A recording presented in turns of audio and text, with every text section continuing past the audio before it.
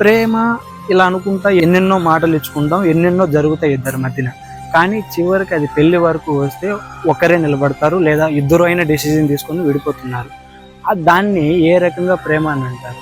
ప్రేమ అంటే ప్రాణం పోయే వరకు ఒక మనిషితో ఉండాలి, అలానే ఆ ఆపోజిట్ పర్సన్ కూడా దానికి డిజర్వ్ అయి ఉండాలి. దాన్నే నిజమైన ప్రేమ అంటారు. ఇలా మోహాల కోసం కలిసిపోవడం, కోరికలు తీరిన తర్వాత వాళ్ళకి ఇంకా జీవితంలో కలిసి ఉండాలంటే మనకు జాబ్ ఉండాలి, వాడు సెటిల్ అయి ఉండాలి, ఇవన్నీ పేరెంట్స్ ఆలోచిస్తారు. వాటన్నిటిని వాళ్ళు ఆలోచిస్తారు కాబట్టి సింపుల్గా మీరు చెప్తానే లవ్ మ్యారేజెస్కి యాక్సెప్ట్ చేయరు. కానీ మీకు తెలియాలి ఆ పర్సన్ ఎంత ట్రూగా ఉన్నారు, వాళ్ళతో నువ్వు జీవితాంతం ఉంటావా ఉండలేవా అనేది మీకు తెలియాలి. మీ ప్రేమ కోసం మీరు నిలబడాలి.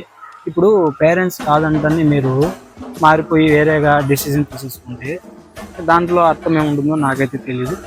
ఇప్పుడు నేనేమంటానంటే ప్రేమ అంటే ఒక మనిషి మీదే కలగాలి, కానీ అది పెళ్లి వరకు పోతే మీరిద్దరూ టుగెదర్ స్ట్రాంగ్గా నిలబడాలి. అప్పుడే ఆ ప్రేమ పెళ్లి వరకు పోతుంది, జీవితాంతం నిలబడుతుంది.